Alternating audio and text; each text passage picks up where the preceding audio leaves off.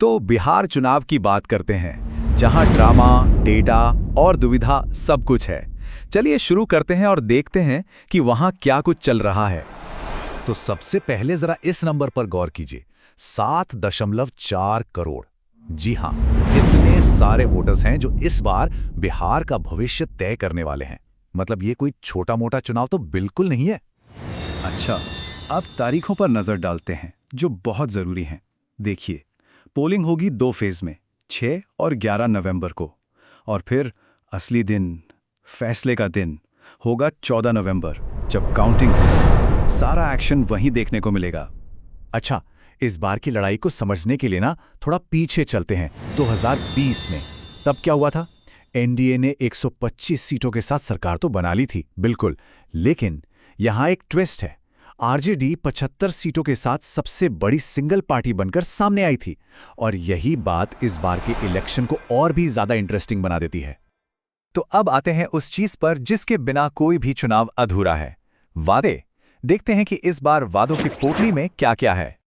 तो पहले बात एनडीए के संकल्प पत्र के, और यहां वादों की कोई कमी नहीं है, और वादे भी कोई छोटे मोटे नहीं। जरा सुनिए, 1 करोड़ नौकरियां, 1 करोड़ लखपति दीदियां, 4 शहरों में मेट्रो, और तो और 7 इंटरनेशनल एयरपोर्ट्स।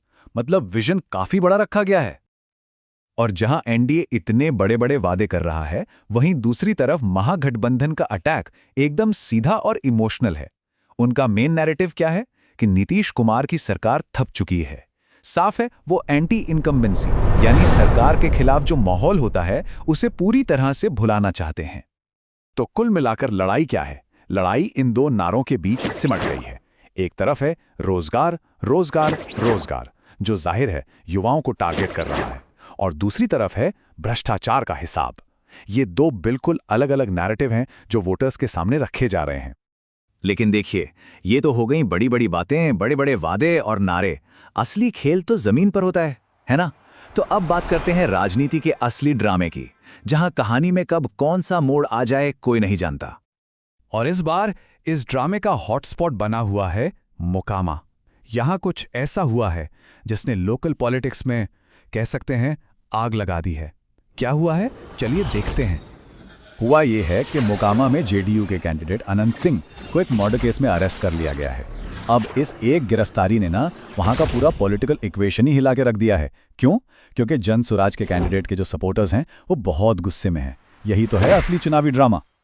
अच्छा, नेताओं की, पार्टियों की बहुत बात हो गई, पर इन सब के बीच सबसे जरूरी सवाल तो यह है कि भाई जनता क्या चाहती है। आखिर में तो असली बॉस वही है। और यहीं पर एक मजेदार रियलिटी चेक भी आता है। आज के जमाने में ना सिर्फ व्हाट्सएप पर मैनिफेस्टो फॉरवर्ड कर देने से वोट नहीं मिलने वाले। नेताओं को जमीन पर उतरकर इससे कहीं ज्यादा कुछ करना पड़ता है। और यही है असल में जनता की आवाज। इतने सारे बड़े बड़े वादों के शोर में एक आम वोटर को क्या चाहिए? उसे चाहिए कि भाई बिजली, पानी और इंटरनेट जैसी बेसिक चीजें टाइम पर मिल जाएं। असली मुद्दे तो यही है, नहीं? तो अब हम आ गए हैं बिल्कुल आखिर में, फैसले की घड़ी पर। ऐसा लग रहा है कि बिहार के वोटर्स एक बड़े चौराहे पर खड़े हैं, जहां से दो अलग अलग रास्ते जा रहे हैं। और आखिर में सवाल बस यही एक बचता है, इस बार बिहार में जीत किसकी होगी? क्या विकास का एजेंडा भारी पड़ेगा, या फिर पारंपरिक वोट बैंक की राजनीति,